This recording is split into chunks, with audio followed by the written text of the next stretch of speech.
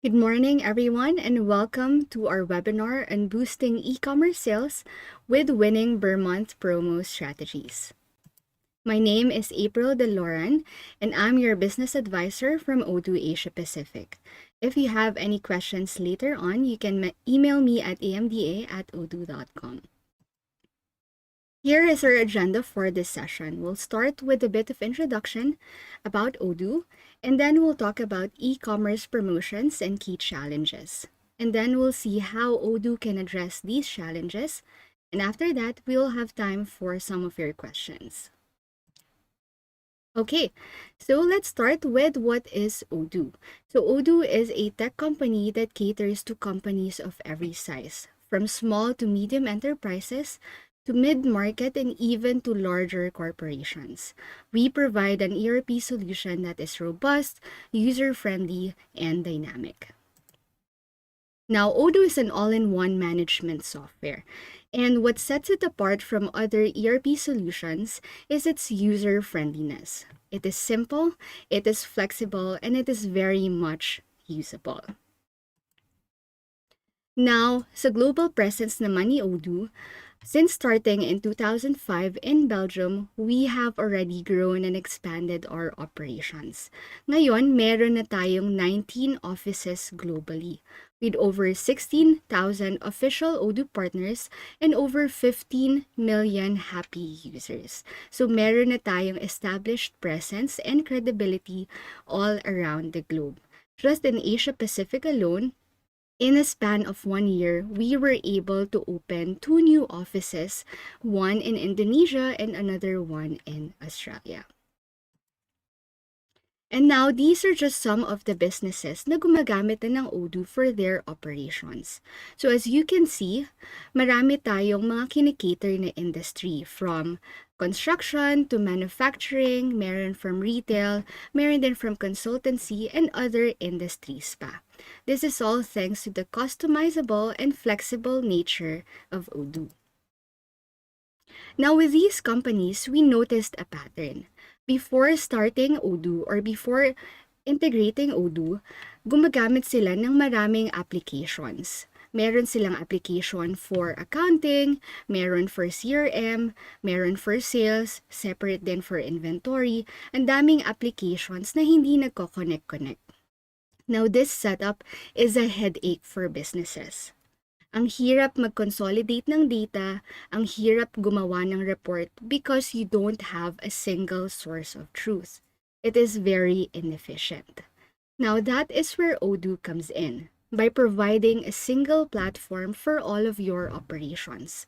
So you can run your entire business, meron ka ng inventory, meron ka ng accounting, manufacturing, and other operations pa in just one platform. And how do we do that? Using these applications. So Odoo is comprised of modular applications that are seamlessly integrated with each other so that you can run your entire business in just one platform and have the ability to scale your business at will. Okay, so now that we already have an idea about what Odoo is, let's now focus on our topic for today. E-commerce promotions. Gaano kahalaga ang pagkakaroon ng strategic promotions, especially on the e-commerce landscape, lalo na ngayon napapanahon during peak shopping seasons like the Ber Months. As we know and as we say in the Philippines, Christmas starts in September. Ber Months, 'di ba? September pa lang, meron ng mga Christmas decor ang mga malls. Christmas is a major celebration in the Philippines, and we are known to have the longest Christmas season in the world. Now, during this season, pagpatak pa lang ng unang Ber Month, marami ng mga nangangaroling at marami na ring mga nagpe-prepare ng kanilang mga pangregalo. Usually talaga merong surge in consumer activity around this time. And so kaya naman ang mga businesses on the other hand, nagpre-prepare na rin sila ahead of time for their year-end or mga Christmas promotions nila. Filipinos love sales and promos. And historically, nagbo-boom talaga ang sales ng businesses, especially on e-commerce around this time.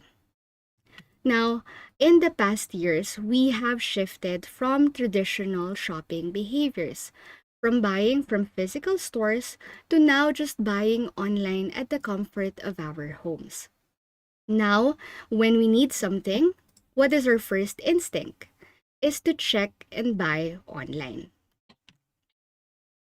Okay, so now with this one, marami na tayong mga gumagamit ng e-commerce site. Okay, so businesses realize that there is a cost-effective way to reach a larger audience just by having an e-commerce site. Now, traditional physical stores, meron lang tayong limited window na pwede tayong magbenta. Usually sa malls, 10 a.m. to 10 p.m. Doon lang tayo pwede makabenta ng ating products. With the website, we don't have this limitation. Websites work 24/7 round the clock and it collects orders from your customers any time of the day. And so now, during and especially the holiday season, businesses maximize this and employ different strategies to boost their sales on e-commerce. And now, the problem here is marami ng players in the e-commerce. Okay, so now the question is, how can your business stand out? And so today, allow me to share with you some strategies to boost your e-commerce. Meron tayong mga businesses na gumagawa ng curated gift guides. Meron silang mga for him or for her na gift guides. Holiday marketing campaigns. Meron din mga re-engaging with customers that have abandoned carts. Optimizing user experience with your website, plus points if you have a mobile-friendly version. Because of course, now everyone is on their phones. Holiday promotions and discounts. But now, what are the key challenges with this? Number one, poor customer experience with customer support and inefficient e-commerce site. Of course, no one enjoys browsing on a website na sobrang bagal mag-load or palaging nag-glitch or palaging nagka-crash. Or kapag hindi ganun ka-effective yung layout or hindi ganun kadaling i-navigate yung layout ng website natin. Number two, supply chain and inventory challenges. Kapag tumaas ang demand, minsan hindi ready yung business. Minsan hindi ready yung stocks natin, nagkakaroon tayo ng inefficient supply. Now, these lead to unsatisfied customers and lower sales. And of course, we don't want that.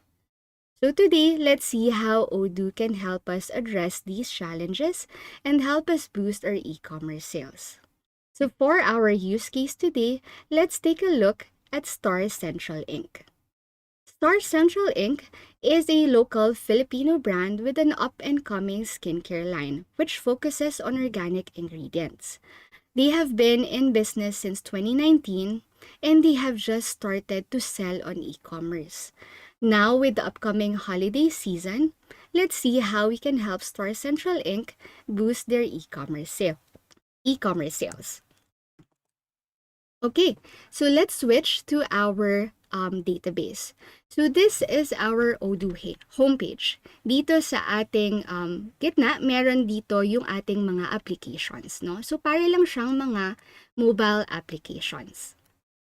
And so, for example, I am the owner of Star Central Inc. And as the owner, I want to manage my operations using Odoo. And I want to check my back-end operations. So I will start with our inventory module. Dito sa ating inventory module, dito sa ating dashboard, makikita natin agad if meron tayong mga items for receiving, or for transfers, or for delivery. So now, wala pa tayong pending activities. Ngayon, gusto kong malaman kung ilan pa yung stocks natin sa ating warehouse. So we can go to our stock report here. And dito makikita natin kung ilan na lang yung on-hand quantity for each of our items. Meron din tayo, makikita natin dito yung ating incoming if meron tayong mga expected na delivery from our suppliers, or mga outgoing kung meron tayong mga naka-reserve or nakaplano na delivery for our customers. Bawat product din natin, magkakaroon tayo ng product page wherein we can input yung mga product-specific information like the buying and the selling price. Pwede rin natin i-specify dito if magbabundle tayo ng products natin like this example here. 4-step bundle, meaning meron tayo nakapaloob or 4 individual items na nandito sa packaged product natin na ito. Dito sa ating e-commerce portion, pwede rin natin i-specify kung saan natin ilalagay na category yung ating product. Or if meron tayong mga isasuggest na products for upsell natin later on sa ating e-commerce site. Okay? Now, balik tayo sa ating stock report. Makikita natin na meron tayong mga items na low in stock na or mga wala ng stock sa ating warehouse. So, let's go ahead and replenish these items. So, dito, gagamit tayo ng purchase application natin. We can create a new RFQ or request for quotation to our supplier. So, dito, lalagay lang natin yung information like our vendor details, expected arrival date, and kung saan natin gustong ipa-deliver yung ating mga items. And then from here, we'll just input our products. So dito, makikita na rin natin if meron tayong mga monthly demand. So meron na tayong forecast ng ating products. Okay? So let's try to order these ones. Okay? And then once you're good with your order, you can already send this RFQ to our supplier via email. So meron na rin tayong auto-generated na PDF for our RFQ. So we can send this. And makikita natin siya dito sa ating chatter portion. So this chatter portion, it's good for accountability and traceability for our organization. Kasi it records all of the activities that you do for this specific transaction. So for our example here, makikita natin na si April May at 11:27 a.m. nag-send siya ng email to our supplier and this is the PDF na inattach niya. Okay? So now, for example, nag-reply na sa supplier natin at nag-confirm na siya ng ating order. So we can already confirm it on our end here. And we can again send the official purchase order or PO to our supplier via email. Again, meron na tayong auto-generated na PDF for our PO. If you can see, our chatter portion, nag-a-update din siya. Okay? So now, we have already ordered items from our supplier. Ngayon, it's time to receive naman our items. So we can go back to our inventory module. And we can see na meron na tayong package for receiving. So let's go ahead and process this. And then, andito na yung ating mga products na in-order. So from here, your warehouse guys or your logistics team can already check and verify if tama yung mga items na dumating. Once you're all good, you can already click on validate. And just like that, na-record na natin yung pagpasok ng mga items sa ating inventory. Okay? So how can now we verify if talaga ngang na-record siya sa ating system? So dito sa ating sa ating moves history, okay, makikita natin dito detailed report of bawat pagpasok at paglabas ng item sa ating warehouse. So makikita natin na merong kulay yung ating numbers here. Kapag color green, ibig sabihin pumasok ng ating inventory. Kapag color red, lumabas ng ating inventory. Now, makikita natin na we have indeed received these items into our inventory. Okay. Alright, so now we have seen how we can manage our inventory and how we can replenish our items by ordering to our suppliers. Okay. Now, it's time to sell our products. So dito sa ating website module, we can already design and build our own website. Pwede tayo magkaroon ng different elements here to showcase our products and or services. If you want to see anong itsura on a mobile screen, you can also click on this button, the mobile preview, at makikita natin yung ating website kapag naka-mobile phone tayo. So as you can see, it's very clean and it adapts very well to the screen size ng ating mobile phones. Okay? So now, let's see naman sa point of view ni customer. Okay? So for example, now I am the customer of Star Central Inc.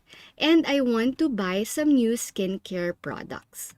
So dito sa ating shop page, makikita natin all of the products ng Star Central Inc. So we can see it via collection or categories here. You can also filter them or sort them according to your preference. Dito, madali din nating makita if meron or alin yung mga items na bagong dating, like these new ones here, or kung anong mga products yung on sale, like these items here. Okay? So for example, I want to check the Gifts for Him collection. Okay, the Clean and Strong Duo Serum. But we can see here that it is out of stock. Now, meron akong option dito na ilagay yung aking email address para ma-notify ako if meron na ulit silang stocks nitong serum na ito. So, I'll input my email address here.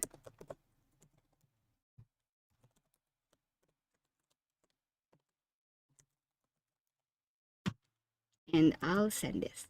Okay, so now I'll look for other products. Let's check the aloe vera collection. And let's see this item. Okay, now this one is in stock and available. Alright, so from here, I also have the option to add this to my wish list. Again, this is a great way to engage your customers. Okay, so from here, I can add this to cart. And makita natin na meron tayong mga products na sinasuggest for upselling. So for businesses here, this is a great way to upsell and boost the sales of your other items as well. So from here, I can just add this to cart. Okay, and then I can go to my checkout page. Alright, so from here, makikita ko lahat ng aking mga in-order na items. And if you can notice here, meron tayong grayed out text dito na sabi quick reorder. Kapag nag-purchase ka na from this business before or if you already have a purchase history with them, nare-record yung ating data at nagkakaroon tayo ng easier for us to reorder the same items. Okay, again, if the customer is happy, madali lang mag-order from our website, higher chance that they will repurchase items and then more sales for us. Okay, from here, we also have a field for discount code. So Star Central Inc. gave me a promo code to get discount from their website. I will apply this. And I can get 5% discount off my order. So in Odoo, you have the option to set up several kinds of promotions like buy one, get one, mga free shipping, even loyalty points, and electronic gift cards. Okay, once I'm good with my order, I can proceed to checkout. I'll input my details. Kylie Ann. And then I'll input my email address.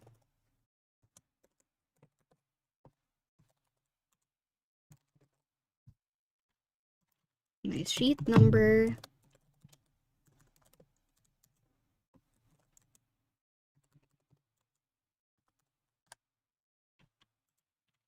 And I'll confirm this. I'll choose my delivery method. and my payment method. So in Odoo, we already have several online payment providers available like AsiaPay, Zendit, Stripe, or PayPal. Okay, but for this example, I'll just use this one. I'll click on Pay Now. And just like that, we have already ordered our new skincare products from Star Central Inc. So dito, meron na tayong reference number for our order, sale order number 20, and the total amount that we have paid. Ngayon, anong itsura nito sa ating back-end? So back to our business point of view,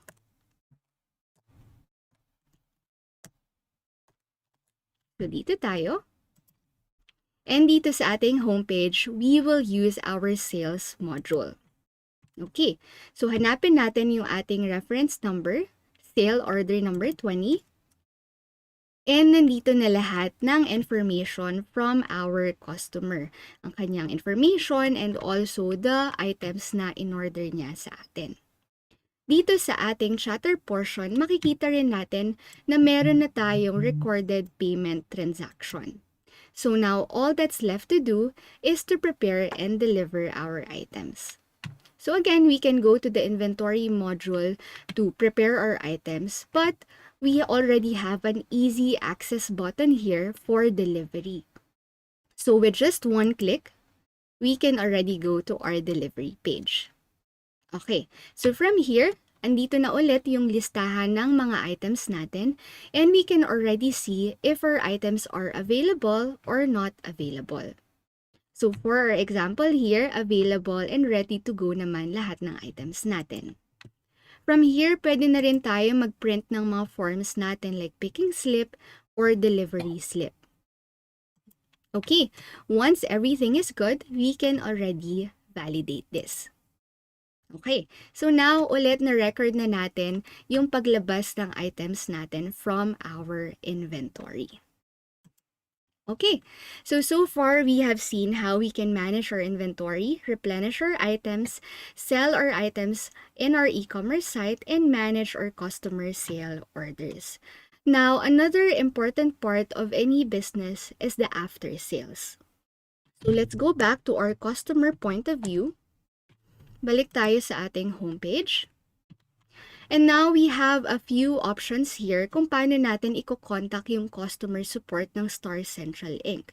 So for example, I'm back to being the customer and I want to return some of my items. Okay? So dito, meron tayong live chat. So in Odoo, you can either do a bot for the live chat with automatic responses or have your live agents answer your customers' inquiries. Okay, so for this example, we'll just use the bot with automatic responses. And for example, I will choose this option. And makikita natin automatic na nagsasagot yung bot natin sa ating live chat. Okay, but let's close this for now and let's try submitting a ticket. So dito sa page na to, I can submit a ticket to contact the customer support ng Star Central Inc. From here, I'll just input my details again.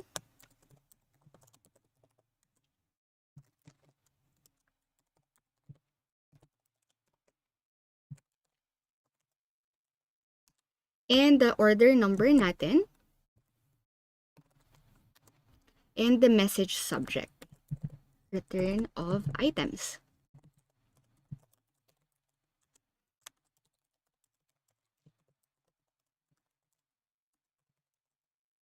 From here, I can submit my ticket. And meron na tayo ulit ticket reference number. Now, let's manage this in our backend. Dito sa ating help desk module, makikita natin all of the tickets natin. So, makikita natin meron tayong 3 open tickets here. So, let's open this. And from here, easily makikita natin lahat ng tickets natin. Kung anong stage na sila, if naka-in progress pa or on hold, or yung mga solved tickets na natin. So, dito makikita natin yung ticket na sinubmit ni Kylie Ann. So, open natin to at andito na ulit lahat ng information na binigay ng ating customer. Okay, so from here, andito na yung kanyang contact information. You can already contact the customer, no, using their phone number or their email address if provide din nila. Okay, so from here, we have a few options here, easy access buttons, no, na usually talaga ginagamit for after sales support like the refund, coupon, return, replacement of items. So for our example today, we'll just use the return button. Okay, so click natin to. And then from here, na-auto-populate na rin yung items na in-order ni Kylie Ann kanina.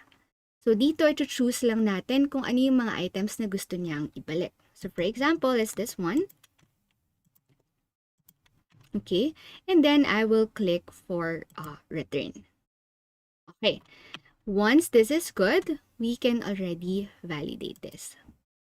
And again, just like that, na-record na ulit natin yung pag-return ng items into our inventory. Okay? So that is how we can manage after sales activities natin like return of items. Now finally, of course, as the business owner of Star Central Inc., I want to see the numbers. After all, at the end of the day, the question is if meron ba tayong benta and how much.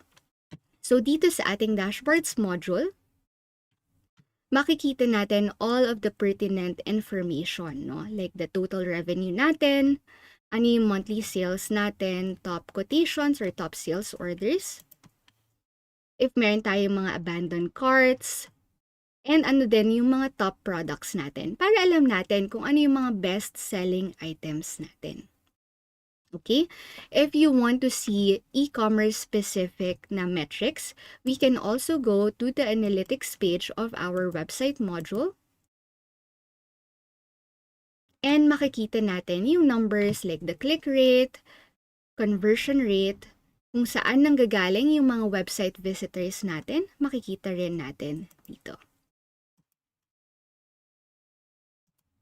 Alright, so that is how we can manage again the back-end operations natin using Odoo, how we can enhance our e-commerce site, and how we can boost the experience ng customers natin with a proper after-sales service. Now, in e-commerce, the important thing always is providing your customers with a smooth and easy experience, be it in buying your products or in contacting you for after-sales support. In parallel with that, you want to be making sure that your business is running as smoothly on the back end, even in peak seasons like the Ber Months. Alright, so as a recap, for our solutions, we can already have, in Odoo, we can already have seamless inventory and warehouse management. So, matatrack na natin in real time yung ating inventory and we can effectively manage it. We can have enhanced customer experience with our website and also with our after-sales support. Plus points yung ating mobile-friendly version ng ating website. Especially for the business owners, mga managers here who are always on the go or nag-check ng sales or ng reports natin, even if nasa labas ng office, having this flexibility is very helpful. We can also already have integrated sales, marketing, and inventory tracking. And of course, advanced analytics and reporting. If we have accurate numbers, mas madaling gumawa or mas madaling mag-decide for our business. We can have or we can do informed decisions kapag meron tayong accurate numbers. Okay. Alright, so that is how we can use Odoo to boost our e-commerce sales and make sure our business stands out. So now I am ready to open the floor for any questions. Alright, so number 1 question. Thanks for the presentation. Can I do buy one, get one on Odoo? So yes, definitely. We can set it up sa ating promotions. Another question here. Can I exclude certain items from some promos. Only one category has one buy one get one. Yes, definitely we can configure that sa backend ng Odoo. Can Odoo sync products and orders with external marketplaces like Shopee or Lazada? So sa ngayon, meron na tayong integration rin with Shopee and Lazada. Pwede na natin siyang i-sync with our sales and inventory sa backend ng Odoo. Can I talk to someone about web design? Definitely. So feel free to contact us using the contact information natin. Kanina na flash natin sa ating screen. Is the stock level on the website updated in real time when an order is placed? Yes, so all of our inventory metrics, it is updated in real time. So every time na merong movement from our sa ating inventory, nag-update siya sa Odoo. May limits ba yung transactions that I can do in Odoo? There is no limit on the number of transactions. Okay? And how do I know if my business can use Odoo? Alright, so as you saw kanina, yung sa mga customers na gumagamit na ng Odoo, we cater to several different industries talaga. So with the flexible nature ni Odoo, we are able to cater to kahit ano pa yung business natin, so we can customize it. Of course, best to talk to your business advisor about this para magkaroon tayo ng specific discussion for our business. All right, I think that is the last question that we have. All right, so now if you want to have a proper e-commerce site, or if you have any further questions for our session today, feel free to contact me using this email or this QR code. You can set an appointment with me with this QR code or link. Okay? Alright, so thank you for joining us today. Maraming salamat and see you again in our next webinar.